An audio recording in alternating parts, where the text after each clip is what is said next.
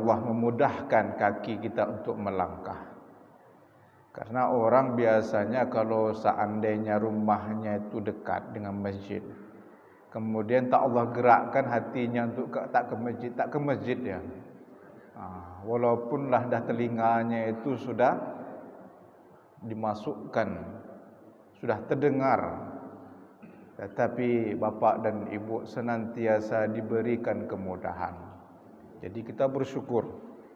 Alhamdulillah. Salawat serta salam tidak lupa-lupanya kita kirimkan kepada arwah baginda Nabi kita Muhammad sallallahu alaihi wasallam. Allahumma salli ala Sayyidina Muhammad wa ala ali Sayyidina Muhammad. Baiklah bapak-bapak dan ibu-ibu,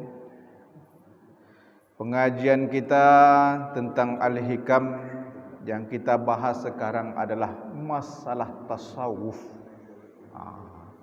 Tasawuf, ya, karena ini menyangkut paut kepada hati, basiratul qalbi. Karena dari satu sisi kita mempelajari ilmu tasawuf, tujuannya adalah untuk mengenal Allah Subhanahu wa taala. Maka dalam hal ini Al-Imam Ibnu Athaillah As-Sakandari mengatakan, syu'aul basirah yushhaduka qurbahum mink wa ainul basirah tushhaduka adamaka liwujudih wa haqqul basirah yushhiduka wujudahu la adamaka wala wujudaka. Artinya adalah sinaran basirah, yaitu mempersaksikan kepadamu akan kedekatan Allah denganmu. Ini berarti membahas bagaimana tentang tasawuf. Orang-orang terdahulu yang menyebarkan agama Islam, khususnya di Riau, mereka mempelajari tasawuf sebelum memberikan ceramah menyebarkan agama Islam. Kenapa mereka dahulunya mempelajari tasawuf? Karena perkataan mereka itu dapat memberikan pengaruh kepada orang yang mendengarkannya. Jadi kalau kita lihat bapak-bapak dan ibu-ibu, kenapa ceramah ini kadang-kadang ada ruh Islamnya, ada yang tak ada ruh Islamnya. Karena tasawuf ini tujuannya adalah untuk melahirkan ruh Islam itu ketika seseorang menyampaikan dakwah. Maka salah satu contohnya dalam hal ini yang paling banyak bertentangan itu adalah ulama salafi. Tetapi pada intinya maka berkatalah murid Al-Imam Ibnu Taimiyah, Al-Imam Ibnu Qayyim Al-Jauzi, beliau mengatakan tasawuf itu adalah khuluq, akhlak. Faman zada alaihi khuluq fazada alaihi din. Bahwasanya tasawuf itu, kata Al-Imam Ibnu Qayyim Al-Jauzi, adalah akhlak, dan barang siapa bertambah akhlaknya maka bertambahlah agamanya. Jadi yang dimaksud dengan bertambahnya agama adalah sesuai yang Nabi kita Muhammad sallallahu alaihi wasallam mengatakan, innama bu'istu liutammima makarimal akhlak. Bahwasanya untuk menyebarkan agama Islam ini tujuannya adalah akhlak, budi pekerti yang terlebih dahulu. Jadi bapak-bapak dan ibu-ibu, tasawuf ini kalau dikaitkan dengan bahasa Arab, soffa yasifu. Kalau dalam bahasa yang lainnya suf. Suf artinya adalah al-kharh. Al-kharh ini artinya adalah sebuah jubah. Tetapi kalau dalam bahasa Arab yang lainnya, soffa yasifu tasfiyah, artinya adalah pembersih. tasfiyatul qalbi, membersihkan hati. Jadi kenapa kita harus membersihkan hati? Karena tujuan kita untuk memberikan pencerahan, tujuan kita untuk dekat dengan Allah, maka hati kita harus dibersihkan dari sifat ujub, dari sifat angkuh, dari sifat tercela. Maka dalam hal ini Al-Imam Ibnul Qayyim Al-Jauzi mengatakan rukun-rukun tasawuf itu ada beberapa hal. Salah satunya adalah al-iffah, suka pemaaf. Pemaaf dia. Orang yang memiliki jiwa yang bersih hatinya, mereka memiliki jiwa yang pemaaf. Al-iffah. Kemudian yang kedua as-saja'ah, artinya pemberani. Dia itu tidak takut yang namanya kemungkaran. Apa yang ia sampaikan, itulah yang harus dia katakan. Kemudian yang selanjutnya al-adlu, adil. Jadi rukun-rukun tasawuf itu dia harus memiliki jiwa yang adil. Apa yang dimaksud dengan jiwa yang adil? Ia senantiasa berbaik sangka terhadap Allah. Dia senantiasa berbaik sangka kepada sesama manusia. Dan dia sama sekali tidak mau hukum Allah Subhanahu wa ta'ala ini dia anggap remeh. Dan dia tetap melaksanakan perintah Allah.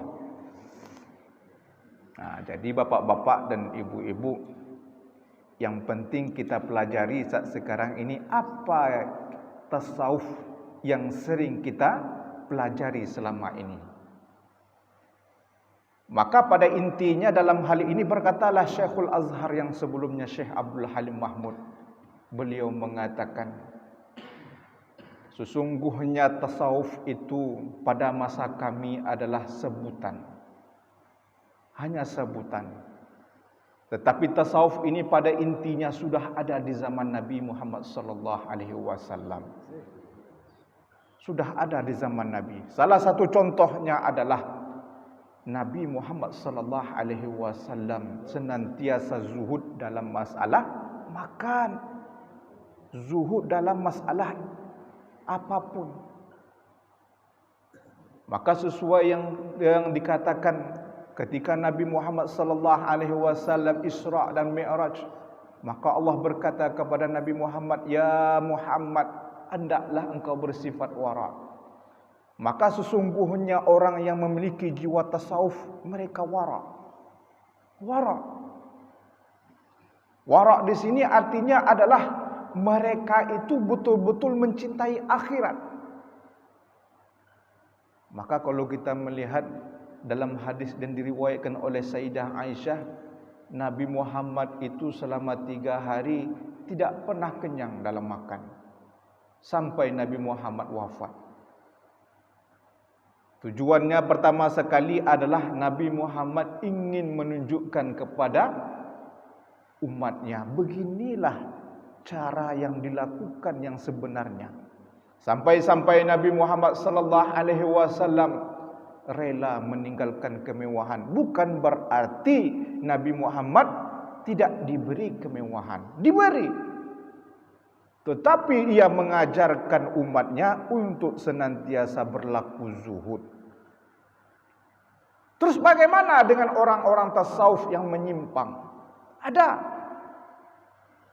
Maka dalam hal ini Syekh Abdul Qadir Al-Jilani mengatakan, sebelum engkau mempelajari tarekat tasawuf, maka pelajarilah syariat.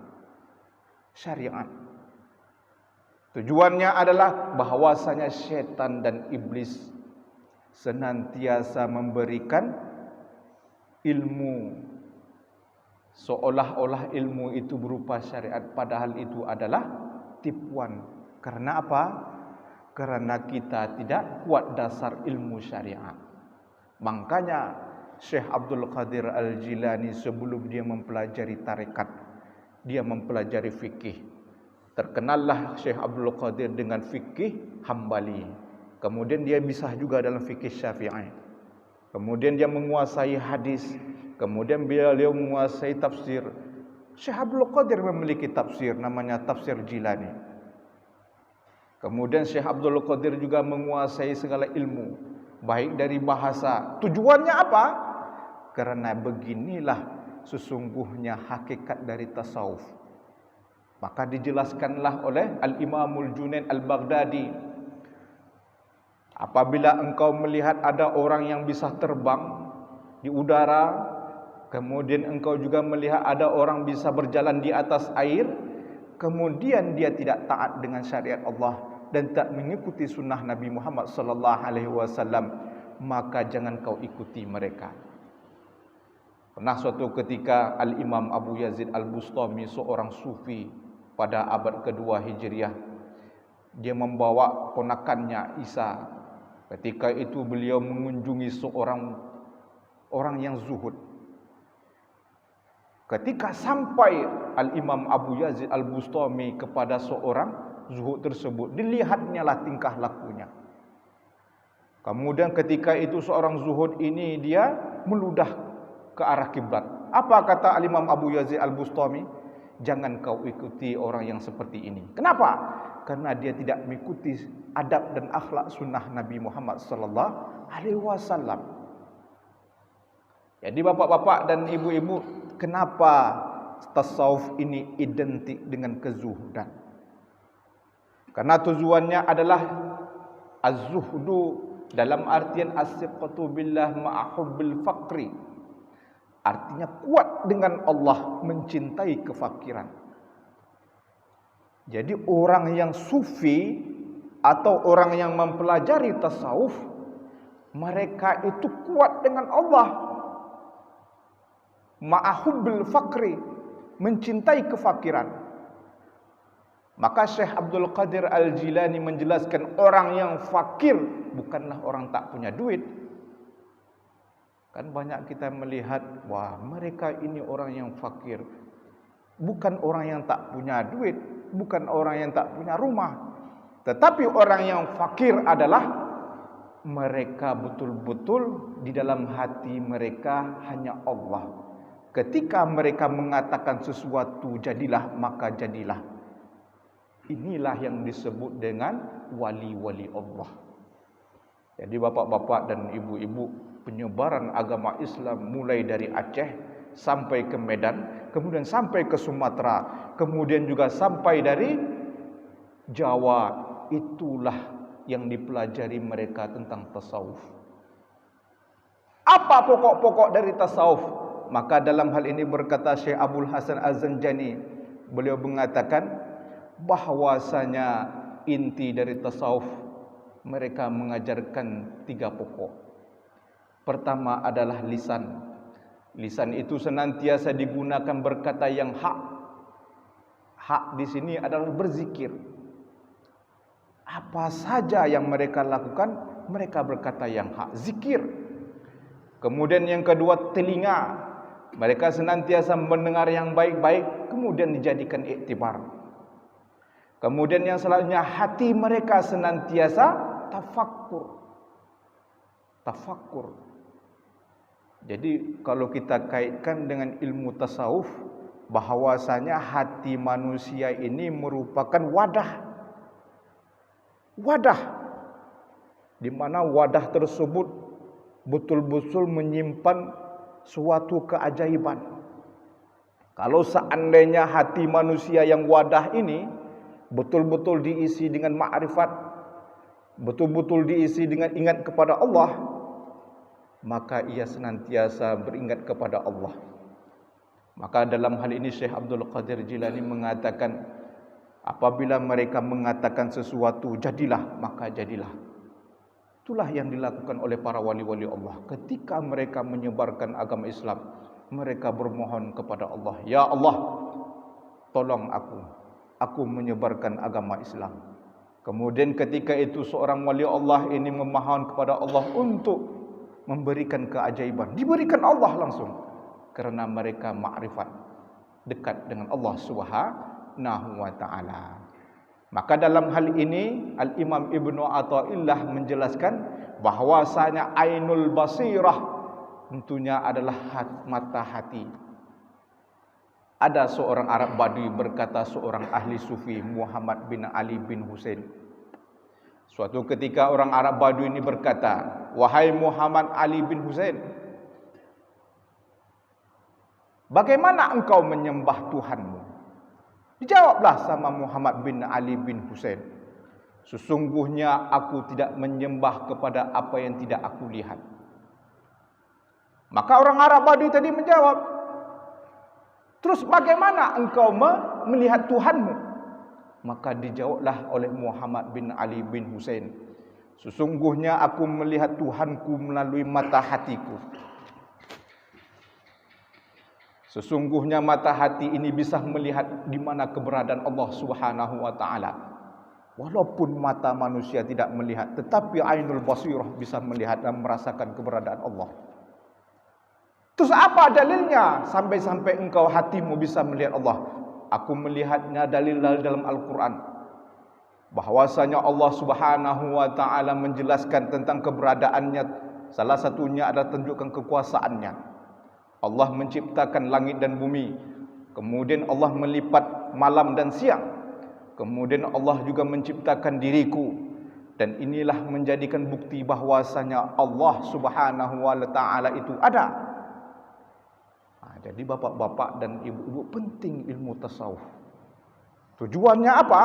Merasakan keberadaan Allah. Jadi kalau kita melihat pengajian-pengajian, ruh itulah yang paling penting, ruhul Islam. Tujuan kita mempelajari Islam adalah bagaimana merasakan Allah, merasakan di mana keberadaan Allah. Itulah tujuannya tasawuf.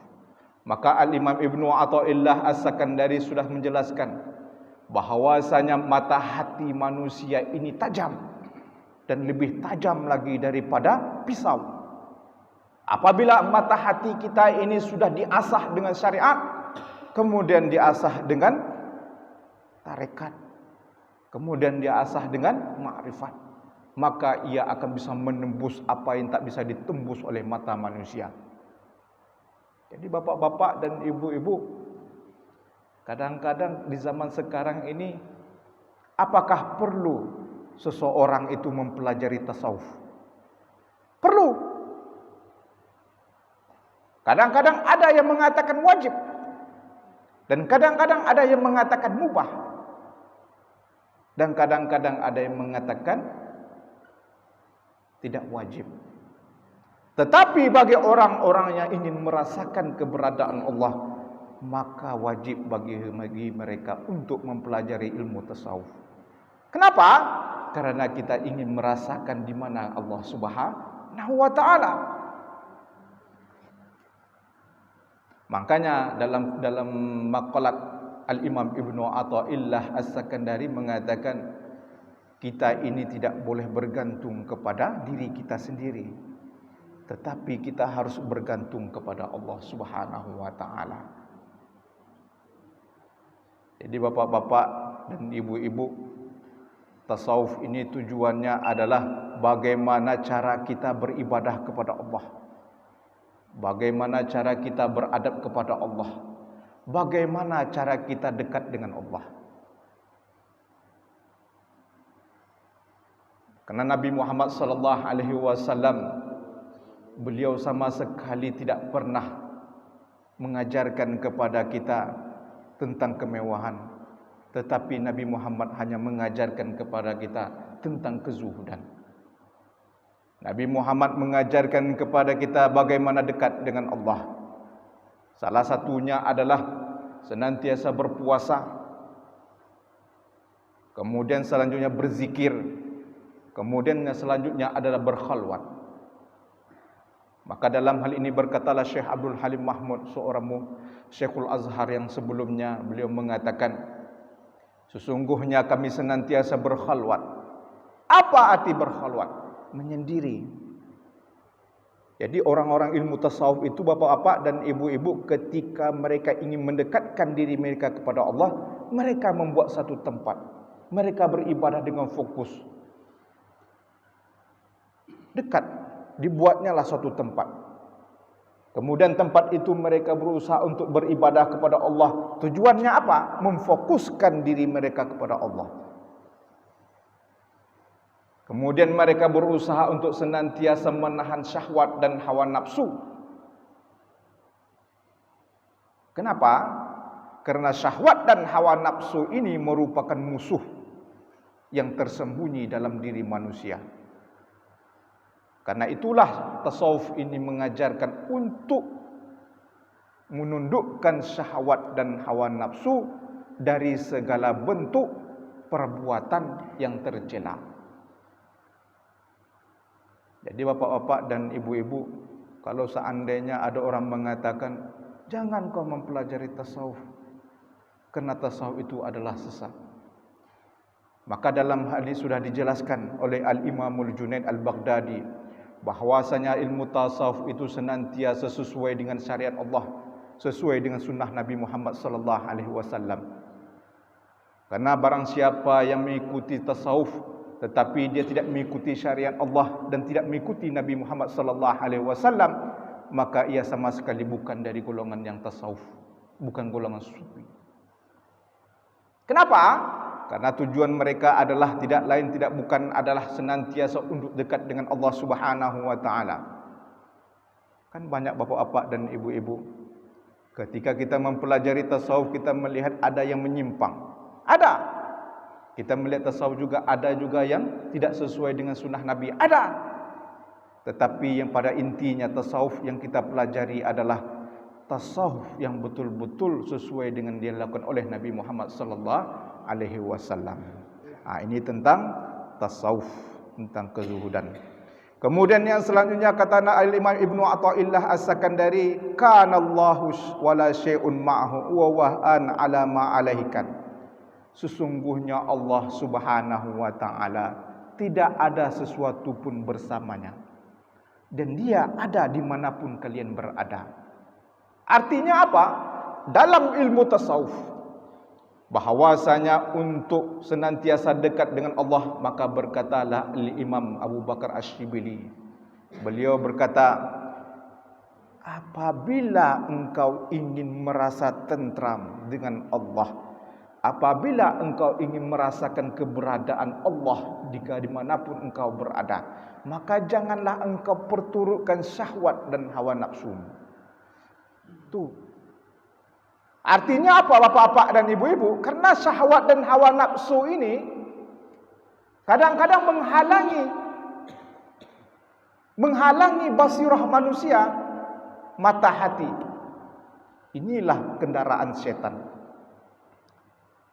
Makanya kata Allah Subhanahu wa taala dalam firman, fa ya ayatuhan nafsul mutmainnah irji'i ila rabbiki radiyatan mardiyah. Wahai nafsu yang tenang, kembalilah kepada Allah. Artinya apa? Ketika kita ingin betul-betul dekat dengan Allah, maka nafsulah yang harus ditundukkan. Maka inilah tujuan tasawuf tadi.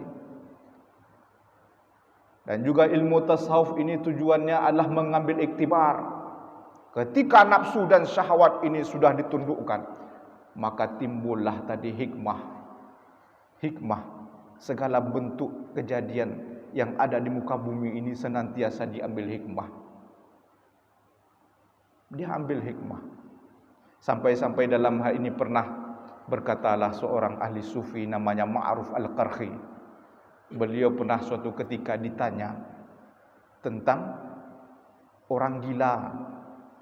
Pernah suatu ketika muridnya bertanya, wahai Tuhan, saya melihat engkau Tuhan sama sekali tidak meremehkan orang gila. Kenapa?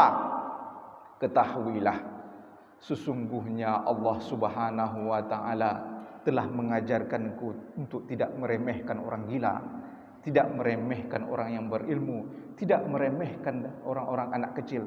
Kenapa? Sesungguhnya Allah memiliki pecinta dari anak kecil. Allah memiliki pecinta dari orang yang berilmu. Allah memiliki pecinta dari orang gila. Salah satunya ketika itu ditunjukkanlah. Tuh. Jadi pernah suatu ketika Al-Imam Syafi'i pernah diriwayatkan oleh dalam kitab Umdatul Qari. Ketika itu Imam Syafi'i di waktu maghrib dan isya sedang mengimami solat. Allahu Akbar. Tiba-tiba bacaan hafalan Imam Syafi'i lupa, tersendat-sendat. Maka ketika setelah solat Imam Syafi'i berkata dalam hatinya, apa yang telah aku lakukan? Apa yang menyebabkan diriku seperti ini? Maka ketika itu pun Imam Syafi'i bermimpi. Dalam mimpinya itu Imam Syafi'i melihat dia sedang dihakimi oleh beberapa wali-wali Allah. Berkatalah, wahai Syafi'i, ketahuilah bahwasanya engkau telah melakukan dosa besar. Apa itu? Engkau merasa dirimu berilmu. Padahal Imam Syafi'i memang berilmu, tetapi merasa berilmu itu tak boleh. Sudah dijelaskan oleh Imam Ghazali dalam kitab Mukasyafatul Qulub atau dalam Bidayah Al-Hidayah.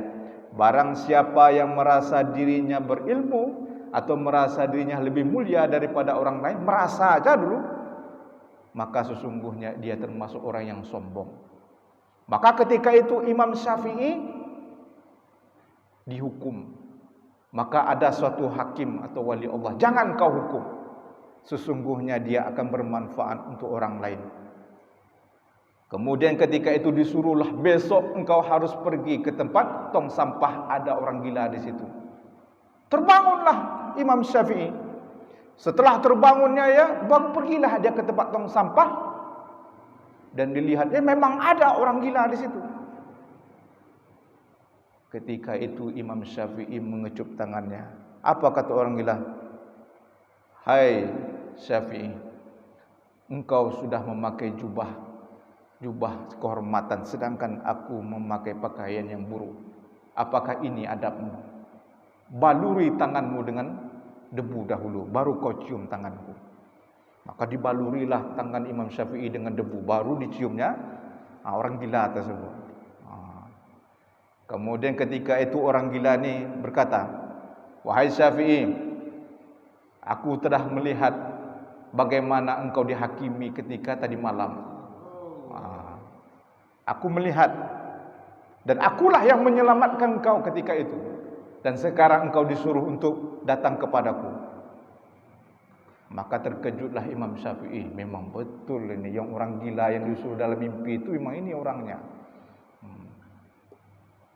Maka ketika itulah Imam Syafi'i belajar tawadhu, rendah hati.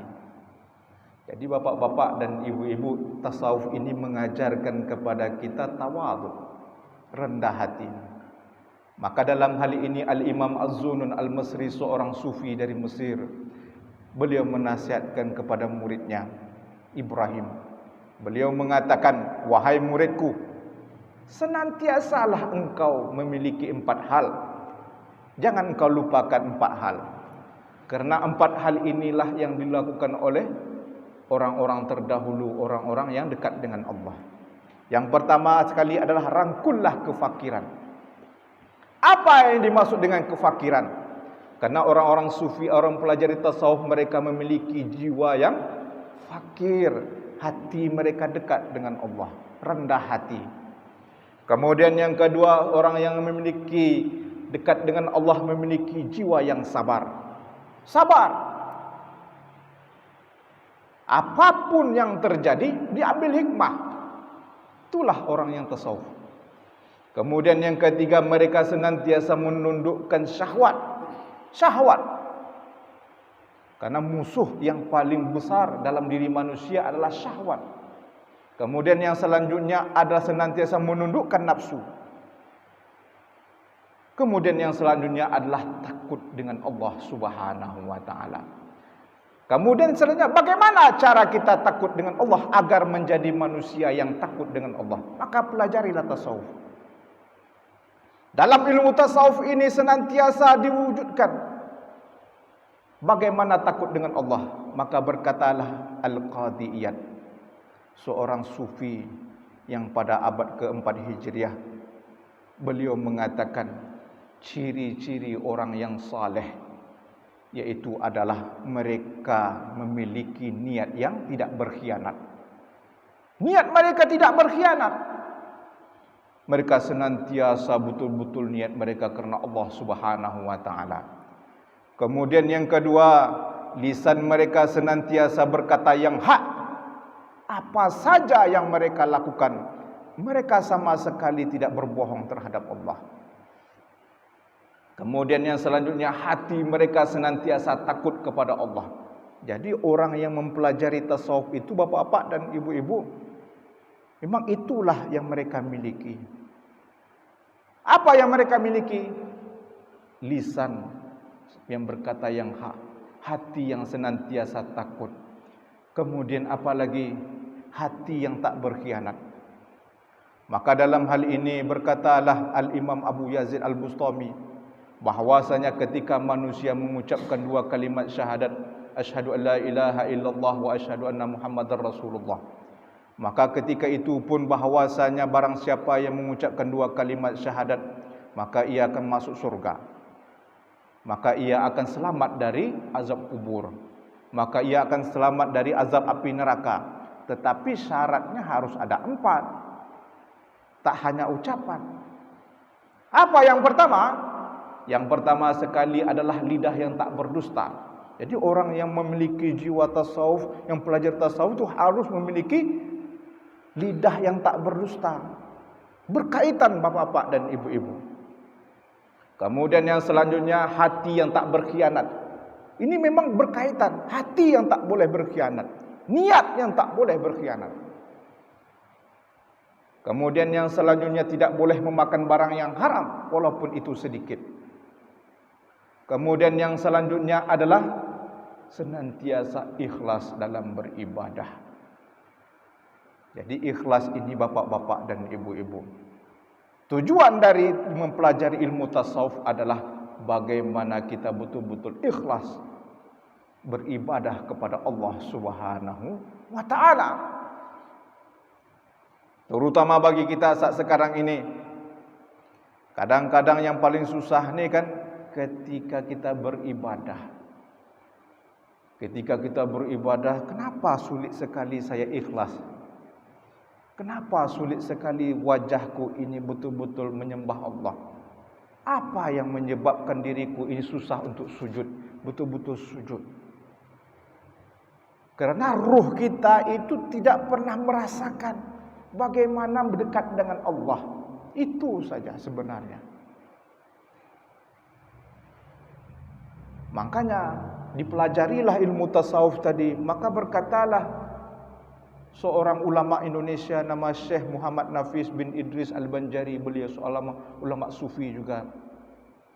Dalam kitab Durrun Nafis, beliau mengatakan sesungguhnya orang-orang yang memiliki hati yang dekat dengan Allah, mereka memandang segala apa yang terjadi di muka bumi, apa yang terjadi di atas langit dan bumi adalah perbuatan Allah. Mereka memandang apa saja yang terjadi adalah perbuatan Allah. Kenapa mereka bisa berkata demikian? Mata hatinya terbuka, menembus terhadap apa saja yang terjadi.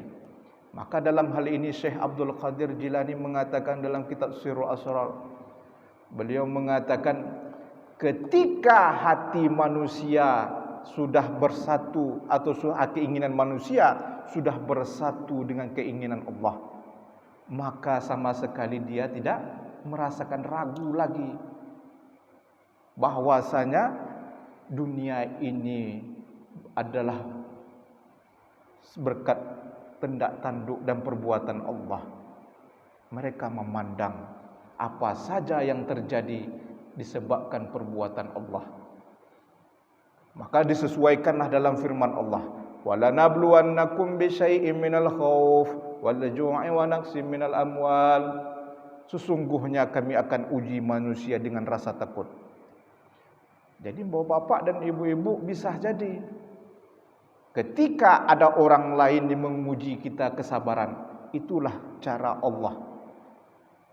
Cara Allah. Orang-orang yang sufi, orang-orang yang mempelajari tasawuf, mereka melihat, inilah cara Allah menguji kesabaranku. Begitu orang memandang yang betul-betul mempelajari ilmu tasawuf. Sehingga mereka sama sekali tak melihat, wah ini kayaknya cari perkara budak satu ini. Marah-marah. Nah, kenapa? Karena mereka mempelajari inti dari tasawuf tersebut. Itu tentang tasawuf. Kemudian yang selanjutnya kata Al-Imam Ibnu Athaillah As-Sakandari, la tas'ada niyatun himmatika ila ghairih fal karimu la taqattahu al-amalu. Artinya, janganlah engkau menjadi niat aspirasimu kepada yang lain daripadanya, kerana Allah yang Maha Pemurah itu tiada tempat yang bisa dilangkai oleh segala cita-cita. Artinya bapak-bapak dan ibu-ibu, ketika kita betul-betul mempelajari ilmu tasawuf, maka tidak ada cita-cita yang lebih tinggi kecuali Allah. Tak ada. Dunia, alat dunia, kemudian apa yang ada seisinya ini, tak ada yang melebihi, yang lebih tinggi selain Allah. Maka dalam hal ini dijelaskan oleh Al-Imamul Junaid Al-Baghdadi, bahawasanya cita-cita yang paling tertinggi adalah dekat dengan Allah, cinta kepada Allah Subhanahu wa taala. Dan sesungguhnya inilah yang dilakukan oleh orang-orang sufi, dilakukan oleh orang yang pelajari tasawuf. Kenapa? Karena mereka mempelajari tentang bagaimana dekat dengan Allah. Mereka tahu bahawasanya apa saja yang diberikan Allah Subhanahu wa taala harus dimanfaatkan dengan baik. Apa saja. Maka dalam hal ini salah satu buktinya adalah Al-Imam Ibnu Taimiyah. Al-Imam Ibnu Taimiyah termasuk dari kalangan yang sering digambar-gemborkan oleh orang Salafi. Maka dalam hal ini berkatalah Al-Imam Ibnu Taimiyah dalam kitab Iqtida'us Shiratal Mustaqim, dia mengagung-agungkan Syekh Abdul Qadir Al-Jilani. Kenapa? Sesungguhnya Syekh Abdul Qadir Al-Jilani adalah seorang yang zuhud, orang-orang yang betul dekat dengan Allah. Kenapa? Karena Syekh Abdul Qadir Al-Jilani termasuk dari kalangan tasawuf yang betul-betul mendekatkan diri sesuai dengan Al-Quran dan Sunnah. Sehingga dalam hal ini, dalam kitabnya Iqtida'us Shiratal Mustaqim, Al-Imam Ibnu Taimiyah menjelaskan bahawasanya Syekh Abdul Qadir Al-Jilani adalah qudwah. Qudwah yang perlu diikuti. Karena Syekh Abdul Qadir sesuai dengan salafus salih. Ini senantiasa diagung-agungkan oleh Al-Imam Ibnu Taimiyah, sampai-sampai muridnya juga Al-Imam Ibnul Qayyim Al-Jauzi. Sampai-sampai juga dipuji-puji oleh seorang pemuka dari gerakan Wahabi, Muhammad bin Abdul Wahhab. Apa kata Syekh Muhammad bin Abdul Wahhab? Sesungguhnya kami tidak mengingkari tasawuf, karena tasawuf itu merupakan jalan yang pernah ditempuh oleh seorang ulama-ulama terdahulu, sampai-sampai diagung-agungkan oleh Syekh Al-Imam Ibnu Taimiyah. Al-Imam Ibnu Taimiyah ini mempunyai guru, yaitu Al-Imam Ibnu Qudamah. Al-Imam Ibnu Qudamah ini mempunyai guru, yaitu Syekh Abdul Qadir Jilani. Begitu. Jadi salah satu mereka, tak mungkinlah mereka itu lepas dari tasawuf. Mereka bertasawuf. Al-Imam Ibnu Qudamah pernah suatu ketika, kami pernah dalam suatu malam belajar dengan guru kami Syekh Abdul Qadir Jilani. Ketika itu beliau menghidangkan kepada kami makanan dan minuman dengan menyuruh anaknya. Sampai suatu saat kami pun merasakan bahawasanya guru kami Syekh Abdul Qadir Jilani sampai ketika itu wafat. Kemudian dilanjutkan lagi, Al-Imam Ibnu Qudamah ini mengajarkan kepada muridnya Ibnu Taimiyah. Imam Ibnu Taimiyah mengajarkan kepada muridnya Ibnu Qayyim Al-Jauzi. Kemudian Ibnu Qayyim Al-Jauzi mengajarkan kepada muridnya selanjutnya. Kenapa? Karena mereka betul-betul tahu yang diingkari oleh orang-orang dari kalangan-kalangan Salafi atau Wahabi itu adalah tasawuf yang tidak mengikuti sunnah dan juga Quran. Karena dalam hal inilah dijelaskan oleh Syekh Abdul Qadir Jilani, barang siapa yang nak mempelajari syariat, kemudian mereka langsung loncat kepada tarekat, maka sangat mudah bagi mereka untuk disesatkan oleh syaitan. Disesatkan, kan banyak bapak-bapak dan ibu-ibu kan. Baru kemarin kan masuk khalifah, naik khalifah sedikit tak mau solat. Heran orang-orang bilang, ini maksudnya kemana ini? Sedangkan Nabi Muhammad dia ada Isra Mi'raj tak pernah meninggalkan solat. Ini kenapa? Syariat mereka sudah lemah, tak mempelajari syariat. Dan ada juga lagi, kadang-kadang mereka tidak mau berdoa.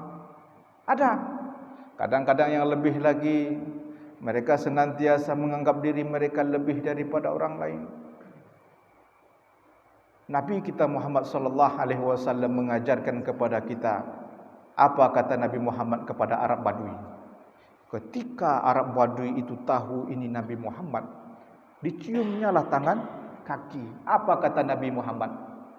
Sesungguhnya aku diutus oleh Allah bukan untuk dimuliakan, bukan untuk disembah-sembah, bukan untuk dihargai. Sungguhnya aku diutus oleh Allah untuk memperbaiki akhlak manusia.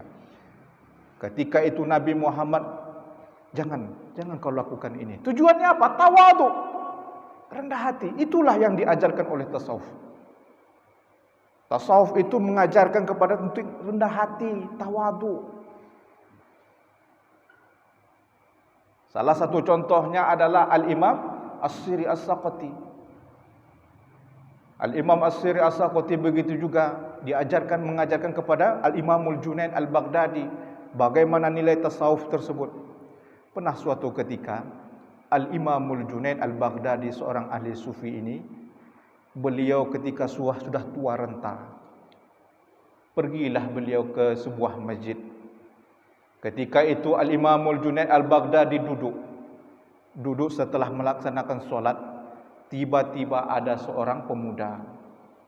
Pemuda itu rambutnya sedikit panjang, menutupi wajahnya. Maka ketika itu pun Al-Imamul Junaid Al-Baghdadi memperhatikan pemuda tersebut. Dan dilihatnya apa yang dia lakukan. Ketika pemuda tersebut sudah melaksanakan solat 2 rakaat, maka ketika itu ada murid Imamul Junaid Al-Baghdadi mengatakan, wahai guruku Al-Imamul Junaid, sesungguhnya khalifah menyuruhmu untuk memberikan tausiah. Pergilah. Maka ketika Imamul Junaid Al-Baghdadi sebelum pergi ke tempat tausiah, berkata Yahya kepada pemuda tersebut. Apa katanya? Mari sama-sama kita pergi mendengar tausiahku, katanya. Apa kata pemuda tersebut? Apakah engkau mempunyai makanan, wahai tuanku? Aku sedang lapar. Ketika itu Al-Imamul Junaid Al-Baghdadi tak mengindahkan. Ini apa nih pemuda satu ini? Saya menyuruhnya untuk ikut pengajian, bukan minta makanan. Tak diindahkannya, pergilah Imamul Junaid Al-Baghdadi.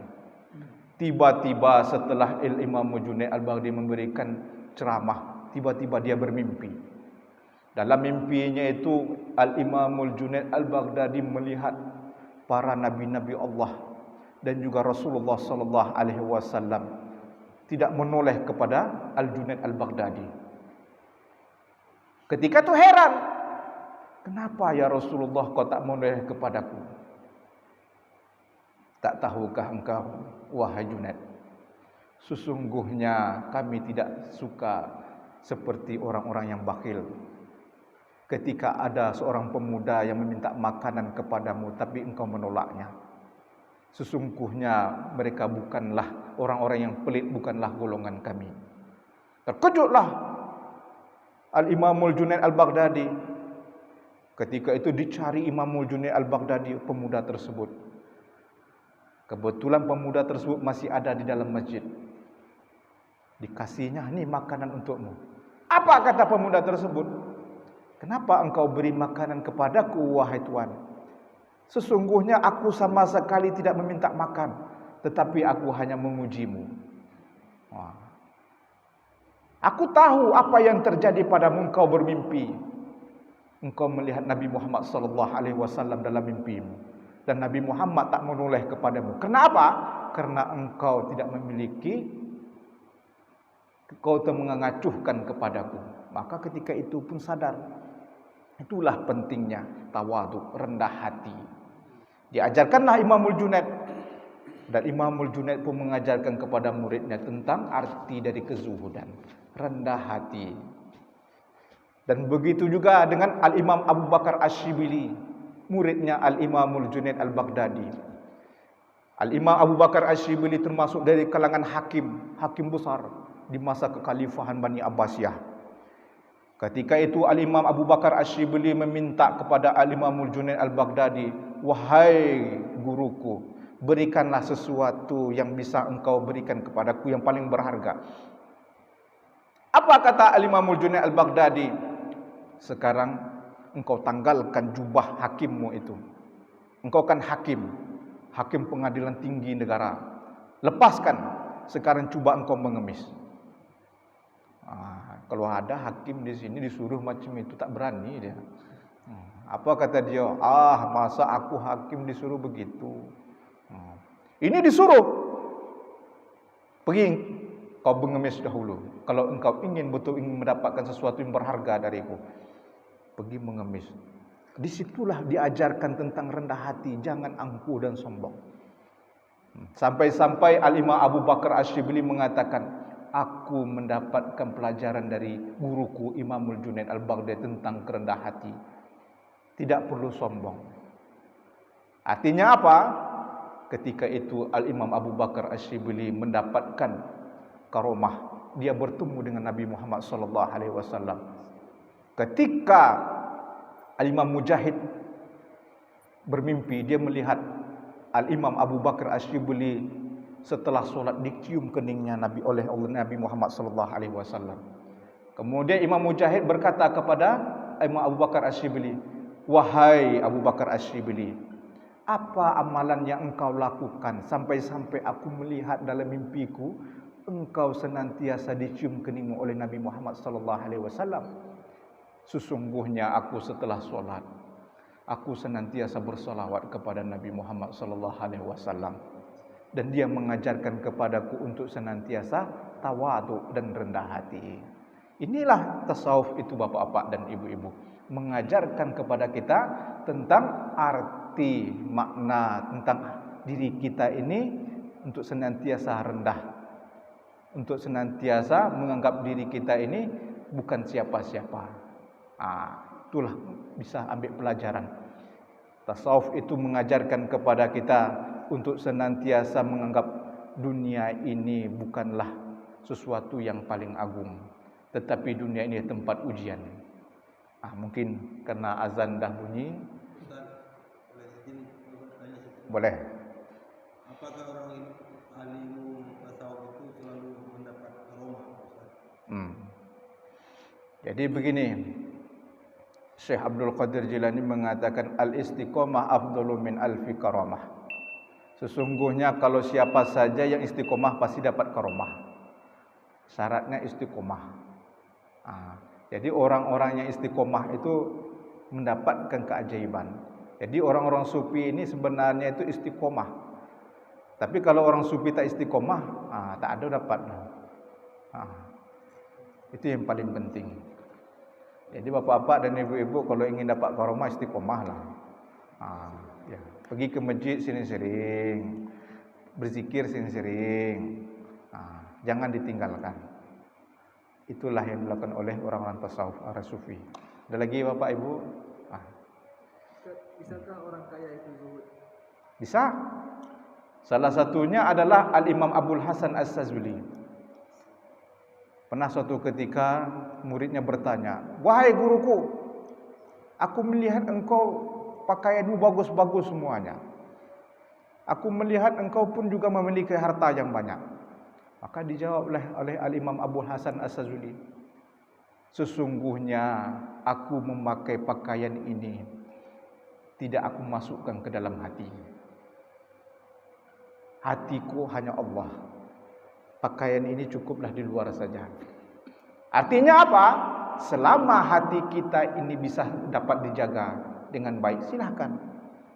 Tapi kalau hati ini tak dapat dijaga, kayak ibaratnya saya berjanji, ya Allah, kalau saya kaya saya akan zuhud. Rupa-rupanya besok dikasih kekayaan tak ke masjid dia besoknya.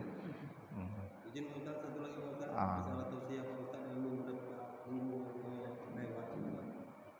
Pak Ustaz ada yang bilang orang Ustaz yang pertama masuk neraka, apa itu penyebabnya? Jadi penyebabnya ulama itu masuk neraka karena mereka berbuat sesuatu bukan karena Allah. Jadi Nabi Muhammad menjelaskan, engkau dahulu semenjak hidup di dunia menyebarkan agama Islam, ingin berdakwah, ingin orang lain memuliakanmu. Tapi tiba-tiba engkau sama sekali bukan karena aku. Akhirnya bagaimana? Masuk ke dalam neraka. Itulah penyebabnya.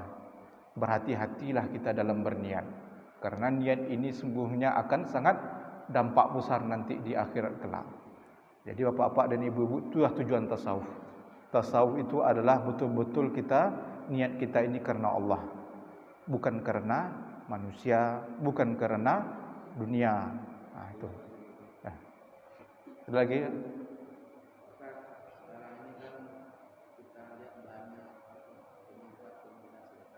Ya.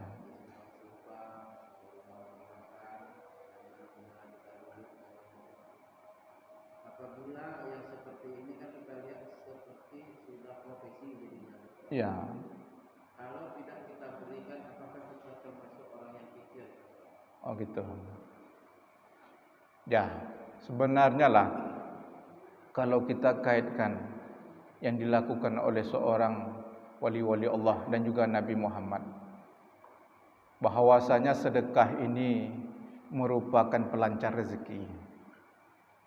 Tetapi di satu sisi kadang-kadang kita melihat di zaman sekarang ini orang minta sedekah jadi profesi. Tetapi di satu sisi kita haruslah melihatnya sisi yang baiknya saja. Apa sisi baiknya?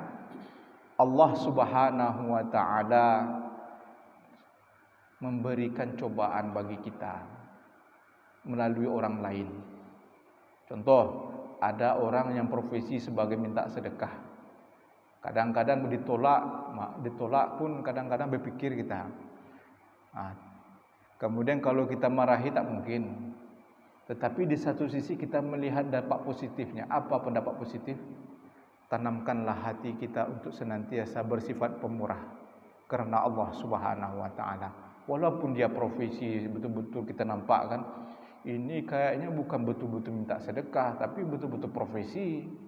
Tetapi niatkanlah niat sedekah itu karena Allah. Karena kita tak tahu kan, Allah Subhanahu wa taala menguji kita melalui orang lain. Jadi perlulah kita melihat sisi baiknya. Sedekah itu tak boleh kita menolak. Ada orang minta sedekah, tak boleh kita tolak. Kasihlah seberapa kita mampu. Jangan kita tolak. Itu aja. Itu. Ya. Ada lagi Pak? Itu saja. Mudah-mudahan Bapak dan Ibu senantiasa mendapatkan rahmat dan karunia Allah. Salah satunya adalah kita senantiasa mendapatkan sifat-sifat zuhud, kemudian senantiasa kita mendapatkan rahmat di hati kita, senantiasa kita memiliki jiwa yang dimiliki oleh Nabi Muhammad sallallahu alaihi wasallam. Ila hadratin Nabi Mustafa Muhammad sallallahu alaihi wasallam wa khususun ala hazil jamaah al-Fatihah. A'udzubillahi minasyaitonir rajim. Bismillahirrahmanirrahim. Alhamdulillah. Ya Allah. Wabillahi taufiq wal hidayah. Assalamualaikum warahmatullahi wabarakatuh.